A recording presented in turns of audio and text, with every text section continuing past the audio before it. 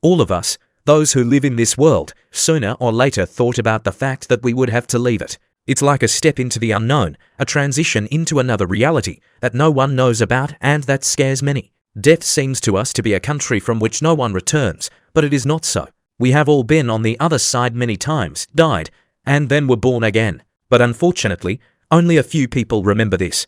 Based on the experience of people who have partially preserved these memories, we decided to mount several videos. In the first one, we showed how a person feels when he dies. In this one, we will tell you how those areas that we call that light are arranged and who are the locals of that world, and whether there is a system of punishments and rewards that many religions talk about. The thought of death causes anxiety in most people, to say the least. Some are horrified by it, and they are afraid to even imagine that they may someday die. These people consider death to be their finale, and do not believe that the soul and consciousness can survive their body. However, they are wrong. The life that we live is an infinitely small part of our existence. It is a series of lives in physical bodies, and those periods when we are outside them. And death is just a step forward on this endless path. After the soul has finally left the body, it moves into the astral body. This body has access to both the material world and the finer layers of reality, and it wanders between them for a while. In addition, as the astral body moves for some time in the borderline energy areas with our world, it disintegrates. After that, the person stays in their lighter bodies and goes to those areas that we call that light. They begin with a small transit zone, which can be called a kind of train station or purgatory to use religious terminology. There is an exit to this zone from most areas of the other world, where a person is usually met by friends, relatives or locals to escort him to his destination. There are no terrible judgments in this place. A person just has time to think about his past life and discuss it with others. Although most are not up to it, they are still getting used to their new state and wondering what awaits them next. And then it all depends on where exactly the person gets to. In general, if you choose a comparison with the things we are familiar with, it will most of all look like a fancy computer game, with perfectly drawn graphics, sounds, and even the perception of bodily sensations. Well, or a lucid dream that can be controlled. The difference between that world and our world is that it is much easier to change it. You can optionally create an environment, landscapes, your own appearance, instantly move from one place to another. All this is simple and is realized by the power of desire and thought. However, there is one big but. Just as you need to have administrator rights on a computer to make important changes, so in the next world you need to have the appropriate permission to manage everything around you. Whether this permission will be granted, and what actions it will apply to, all this depends on which area a person gets into. And there are many areas in the other world, even very much. It can be compared to a multi-story building, where there are many apartments and a wide variety of tenants. The floors of this house are inhabited on the principle of like is attracted to like. Since everything in the next world is made of much more subtle energy than in our world, the thoughts and desires of a person unconsciously attract him to the appropriate apartments. People who are close during life and after death are also together, since their affection for each other serves as a kind of magnet. It is for this reason that relatives or friends meet newcomers to the other world in such a plastic environment where thought and action are the same. The attraction between souls works almost instantly. Strangely enough, the habitats of souls in the other world resemble our world. Such a habitat is created for people to feel comfortable. Since the souls do not have physical bodies there, they do not need most of the things we need: food, sleep, material goods. From time to time, you can stage one or another familiar event from life, for example, the same meal, but this is more of a ritual. That world differs from our life in several main points. The first is the depth of the physical sensations. Those who have ever tried to control sleep will understand this difference perfectly. In sleep, as well as after death, we are in more subtle bodies. We can do the same things as in life. For example, I have been to beautiful places where you can touch the leaves on trees and inhale the fragrance of flowers. However, in sleep and after death, these sensations are weaker, just due to the absence of lower bodies. Although our body imposes many restrictions on us, it nevertheless gives us brightness and depth of perception. Therefore, the more bodies a person has, the more he is immersed in reality. The only thing that remains unchanged is the power of emotions. Since more subtle bodies are responsible for emotions, which do not collapse after death, the thought process, attachments and feelings do not change. That light is much like a computer game or a controlled dream. Secondly, after death, time goes completely differently for a person. The familiar linear time works only in our physical reality. As soon as a person moves away from it, distortions begin almost immediately. For example, the same ghosts people whose astral body has not disintegrated for various reasons already feel the movements of our time poorly. They often get stuck in one moment, and in the next world the gap with us is even greater. This is because the very feeling of time is subjective. When a person is part of a certain energy stream, that is, our world, he feels the passage of time on an equal basis with his other neighbors along this stream. When a person dies, that is, moves to another, less saturated stream, then time goes differently there. When you walk through the streets of a city, you have some ideas about distances, and when you fly over the same city by plane, they are completely different. After death, people seem to get on this very plane. On the one hand, their time goes faster. On the other, they have a wider view of our reality, that is, the past and the future.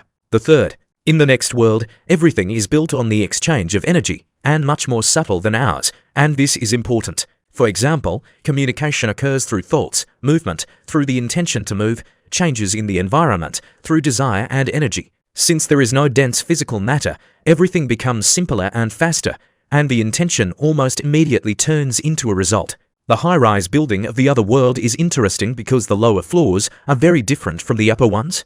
We can say that the lower levels are higher in density and copy our world to the greatest extent. The closer to the top of that light, the more subtle the energy there is and the less it resembles our reality. People of a higher degree of development get there, or rather go there, and there are already many more local residents, that is, souls who live in the next world permanently. Are these those who are called angels and light beings in many religions? Let's start with the main thing. If we compare our world and that light in terms of density of energy, then they will resemble water and steam. Our world is much heavier energetically, and you need to put a lot more effort into changing it. That light is on a more subtle level, not far from us, but on a different wave that we do not notice as moisture particles in the air. The settings of our consciousness are such that we see only ordinary reality. When we die, we discard several lower energy bodies, and according to our characteristics, we are already completely suitable for that light.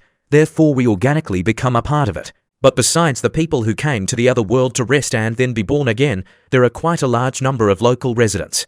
Who are they and what are they like? Because there are a lot of such souls, and obviously not everything is known about them. Many religions have information about angels or light beings who help people. They are probably copied from those inhabitants of the other world, whose task and job is to help newcomers settle down and generally monitor this huge energy structure. Of course, mass culture has distorted their image of these souls. They are not faceless and eternally benevolent beings, but the same personalities as us, each with their own unique characteristics, character and behavior. They ended up at their job for various reasons. Some of them have been repeatedly embodied in our world, some have not. Someone was appointed to this position, and someone came there voluntarily. They, like many of us, have lived in other worlds, and what they are doing now is just one of the episodes in their fate. The level of development of angels is higher than that of most people. This is reflected in the strong glow of their shell. If they intentionally do not take on a certain appearance, they look like a bunch of light from the outside. This suggests that they are charged with high-level clean energy. Some developed souls can also look like angels after they have been in the next world for a while and stop holding on to their usual human appearance. In principle, we tend to see energy as light, so it is not surprising that with high development the soul looks like a bright flash against the background of other, dimmer ones. Angels, like any organization, have their own hierarchy. The job of ordinary employees is to look after souls and help them get comfortable. Other, higher ranks monitor the entire energy structure as a whole. They can be compared with the architects of the high-rise buildings of that world. Well, or by the programmers who wrote this virtual reality. We talked about angels. Now we go higher. If we turn to many religions, then God himself is in heaven. The definition of God, if generalized, will be as follows. It is a super-powerful being who created the whole world and controls it. However, this concept does not take into account the fact that there are a lot of worlds, and they are not created alone. Frankly speaking, the level of development of our planet is very low. You can't call it the center of the universe either, so it would be strange if some omnipotent being were in our next world. Of course, those who manage it are much higher than people in terms of development, but everything is learned in comparison. There are many worlds where our bosses will seem like unreasonable children. Therefore, the search for the most important and developed being will obviously be delayed, and it is unlikely to be found in our next world. Now let's turn to the dark part of mythology. That is, to ghosts, devils, demons, and other bad creatures from religion and the epic. In part, their prototype was the souls who are in the wrong world, in the area bordering it. As we said in the first part, after death, the soul for the first time does not discard the second density shell etheric body and wanders through energy regions whose density is higher than that of our world, but lower than that of the other world. Most of the souls do not stay in this stratum for long, but there are exceptions. Some seem to be stuck. They either do not understand the fact of their death, or they strive to finish some business, or they simply do not want to leave, so they unknowingly bind themselves to our world and exist next to it in the etheric body. In order to stay there, they need energy, which they unconsciously feed off of certain places or people. But such souls cannot be called malicious. They simply could not deal with a new condition for them. They can be called ghosts, but not demons. But there is also a second category, which has slightly different motives. They inhabit places saturated with heavy and dark energy in the layer between the worlds, and are consciously fueled by the energy of people. Among them, there are both the souls of the dead and beings who have not incarnated in human bodies. Since their consciousness is much higher than that of the first category,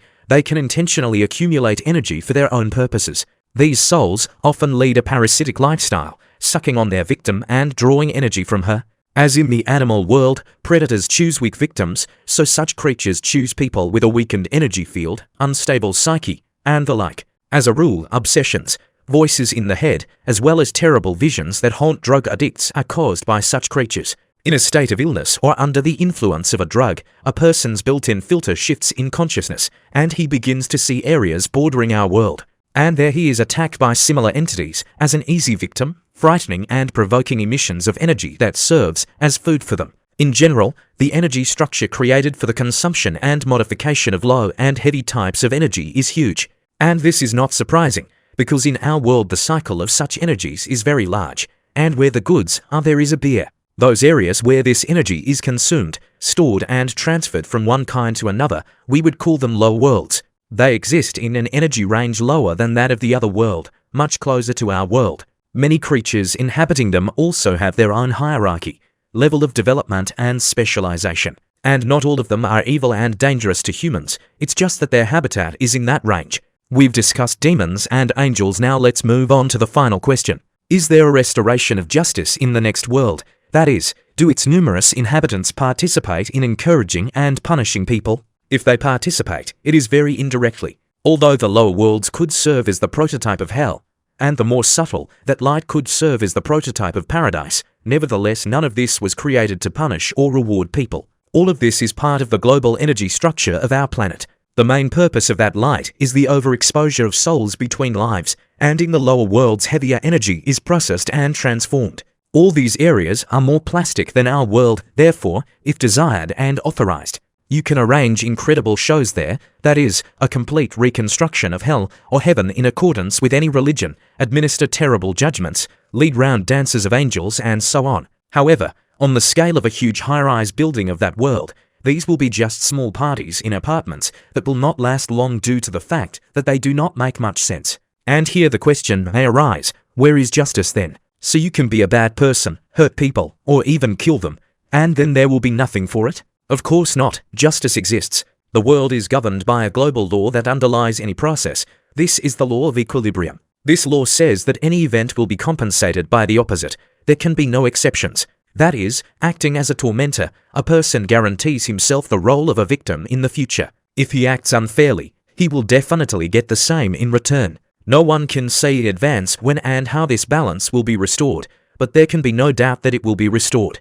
Some small part of the rewards for bad and good deeds can occur after death by entering certain energy areas, but for the most part, we will reap the fruits of our thoughts, desires, and actions in this and the next lives.